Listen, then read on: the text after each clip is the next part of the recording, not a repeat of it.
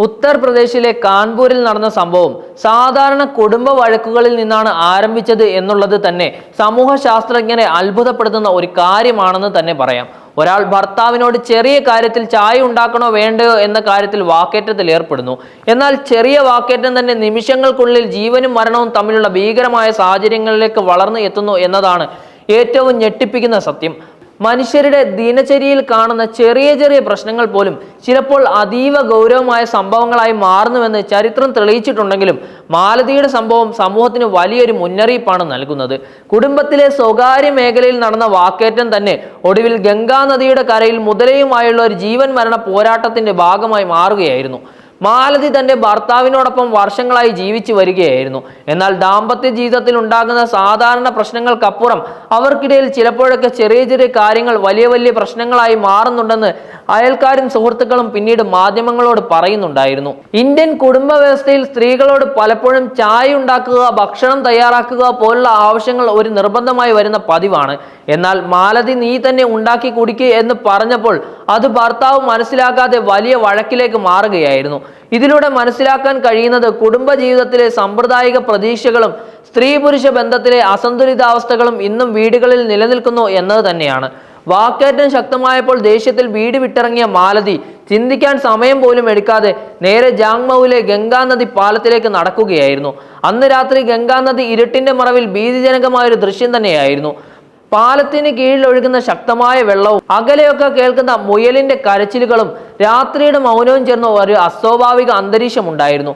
മാലതിയുടെ മനസ്സിൽ ഒരു കലക്കം നിറഞ്ഞിട്ടുണ്ടായിരുന്നു. ദേഷ്യവും നിരാശയും ചേർന്ന ആ വേളയിൽ അവൾക്ക് ജീവിക്കേണ്ട കാരണം എന്താണ് എന്ന ചോദ്യം മുഴങ്ങിക്കൊണ്ടിരിക്കുകയായിരുന്നു. ഒടുവിൽ അവൾ ആ വികാര നിർഭരമായ നിമിഷത്തിൽ അവൾ തന്റെ ശരീരവുമായി നദിയിലേക്ക് എടുത്തു ചാടുകയായിരുന്നു. വെള്ളത്തിൽ വീണപ്പോൾ ഒരു നിമിഷം പോലും വൈകാതെ തന്റെ തെറ്റായ തീരുമാനത്തെ മാലതി തിരിച്ചറിയുകയായിരുന്നു. വെള്ളത്തിന്റെ തണുപ്പ്, മുങ്ങിപ്പോകുമെന്ന ഭയം, ജീവിക്കാനുള്ള ത്വര ഇവയെല്ലാം അവളെ കരയിലേക്ക് നീന്താൻ പ്രേരിപ്പിക്കുകയായിരുന്നു. പക്ഷേ അവൾ കരയ്ക്കടുത്തെത്തിയപ്പോഴാണ് ഭീതിയുടെ ഏറ്റവും വലിയ രൂപം മുന്നിൽ പ്രത്യക്ഷപ്പെട്ടത്. ഒരു വമ്പൻ മുതല അവളുടെ മുന്നിൽ പ്രത്യക്ഷപ്പെടുകയായിരുന്നു. ഇതിന്റെ കണ്ണുകളിൽ ഇരുട്ടിന്റെ കാഠിന്യവും ശരീരത്തിന്റെ ഭീമമായ ചലനവും ഇവയെല്ലാം മാലതിയുടെ രക്തം കട്ട പിടിപ്പിക്കുന്ന ഒരു ഭയാനകര ദൃശ്യമായി മാറുകയായിരുന്നു. ജീവിക്കാനുള്ള ആഗ്രഹം അവളെ പ്രവർത്തിക്കാനാണ് നിർബന്ധിച്ചത്. അവൾക്ക് മുന്നിൽ നിന്ന് വരുന്ന അപകടത്തെ ഒഴിവാക്കാനുള്ള ഏക മാർഗം സമീപത്തുണ്ടായിരുന്ന ഒരു വലിയ മരത്തിൽ കയറുക എന്നത് മാത്രമായിരുന്നു. മരത്തിൽ കയറി അഭയം തേടിയ മാലതി മുഴുവൻ രാത്രി ഭീതിയോടെ വിറച്ച് ഇരിക്കേണ്ടി വന്നു. താഴെ ഒഴുകുന്ന വെള്ളത്തിന്റെ ഗർജനവും മുതലയുടെ ഇടയ്ക്കിടെയുള്ള ചലനങ്ങളും ഇരുട്ടിൽ കേൾക്കുന്ന അജ്ഞാത ശബ്ദങ്ങളും അവളുടെ മനസ്സിനെ തകർത്ത് കളയുന്നതായിരുന്നു. ഓരോ നിമിഷവും ഓരോ മണിക്കൂറുകളായി മാറി. ഞാൻ ജീവനോടെ പുലർച്ചെ കാണുമോ എന്ന സംശയം അവളുടെ മനസ്സിൽ അലഞ്ഞു നടക്കുകയായിരുന്നു. ആ രാത്രിയിലെ ഒറ്റപ്പെടൽ, ഭയം, നിരാശ എല്ലാം കൂടി മനുഷ്യന്റെ ജീവൻ രക്ഷാ പ്രവർത്തനത്തിന്റെ ശക്തി എത്രത്തോളം വളർത്തിപ്പിടിക്കുന്നതെന്ന് തെളിയിക്കുന്നതായിരുന്നു. പലരും ഇത്തരം സാഹചര്യങ്ങളിൽ ഭ്രമിച്ച് ജീവൻ നഷ്ടപ്പെടുമായിരുന്നു. എന്നാൽ മാലതിയുടെ ധൈര്യവും ജീവിക്കാനുള്ള തീക്ഷ്ണമായ ആഗ്രഹവും അവളെ പുലർച്ചയിലേക്ക് എത്തിച്ചു. പുലർച്ചെ വെളിച്ചം പടർന്നപ്പോൾ മാലതി മരത്തിൽ നിന്ന് സഹായം വിളിച്ചു. സമീപത്തെ ഗ്രാമവാസികൾ അവളുടെ നിലവിളി കേട്ട് ഓടിയെത്തി. അവർ ഉടൻ തന്നെ പോലീസിനെ വിവരം അറിയിച്ചു. ഗ്രാമവാസികളുടെ പ്രതികരണം സമൂഹത്തിലെ സഹജീവിതത്തിന്റെ മഹത്വം തെളിയിക്കുന്നതായിരുന്നു. പലപ്പോഴും വാർത്തകളിൽ കേൾക്കുന്ന സമൂഹത്തിന്റെ അനാസ്ഥ എന്ന ആരോപണങ്ങൾക്ക് വിരുദ്ധമായി ഇവിടുത്തെ ജനങ്ങൾ സമയോചിതമായി ഇടപെടുകയായിരുന്നു. പോലീസ് സ്ഥലത്തെത്തിയപ്പോൾ അവർ സുരക്ഷിതമായി മാലതിയെ മരത്തിൽ നിന്നും താഴെ ഇറക്കി. ഭീതിയിൽ വിറച്ചിരുന്ന അവൾ തനിക്കുണ്ടായ അനുഭവം കണ്ണുനീർ കലർന്ന വാക്കുകളിലൂടെ പോലീസിനോട് വിവരിക്കുകയായിരുന്നു. പോലീസ് സംഭവത്തെ വളരെ ഗൗരവമായി കൈകാര്യം ചെയ്യുകയും ചെയ്തു. ഇത് സാധാരണ കുടുംബ വഴക്കിന്റെ കാര്യമായിരുന്നെങ്കിൽ ഒരാൾ ജീവൻ അപകടത്തിലാക്കേണ്ടി വരില്ല എന്ന നിലപാടിൽ അവർ അന്വേഷണം തുടങ്ങി. കുടുംബ പ്രശ്നങ്ങളാണ് സംഭവത്തിന്റെ പിന്നിൽ എന്നതിനാൽ കൗൺസിലിംഗ്, മാനസികാരോഗ്യ പിന്തുണ എന്നിവ നൽകേണ്ട ആവശ്യകതയും ഉയർന്നു വരികയാണ്. സമൂഹത്തിൽ ഇത്തരം സംഭവങ്ങൾ ആവർത്തിക്കാതിരിക്കാനായി സ്ത്രീകൾക്കും പുരുഷന്മാർക്കും സമത്വബോധവും പ്രശ്നപരിഹാര പരിശീലനവും നൽകേണ്ടതിന്റെ ആവശ്യകതയും ഉദ്യോഗസ്ഥർ ചൂണ്ടിക്കാട്ടുകയാണ്. മാധ്യമങ്ങൾ സംഭവത്തെ വലിയ പ്രാധാന്യത്തോടെയാണ് റിപ്പോർട്ട് ചെയ്തത്. ചായയ്ക്ക് പോലും ജീവൻ നഷ്ടമാകുന്ന കാലമാണോ ഇത് എന്ന തലക്കെട്ടുകൾ പത്രങ്ങളിലും പ്രത്യക്ഷപ്പെടുകയായിരുന്നു.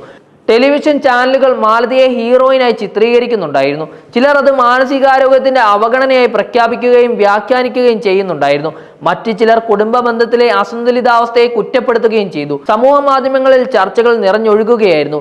ചിലർ ഭർത്താവിനെ കുറ്റപ്പെടുത്തുകയും ചിലർ സ്ത്രീകൾ സ്വന്തം തീരുമാനങ്ങൾക്ക് പറയാനുള്ള അവകാശം മുന്നോട്ട് വയ്ക്കുകയും ചെയ്തിട്ടുണ്ടായിരുന്നു. ഒടുവിൽ സംഭവം ഒരു വ്യക്തിപരമായ ദുരന്തത്തിൽ നിന്ന് സാമൂഹിക ചർച്ചാ വിഷയമായി മാറിയിരിക്കുകയാണ്. ഈ സംഭവം മുന്നോട്ട് വെക്കുന്ന ഏറ്റവും വലിയ പാഠം ചെറിയ ചെറിയ കാര്യങ്ങൾ പോലും വലിയ അപകടങ്ങളിലേക്ക് നയിക്കാമെന്നതാണ്.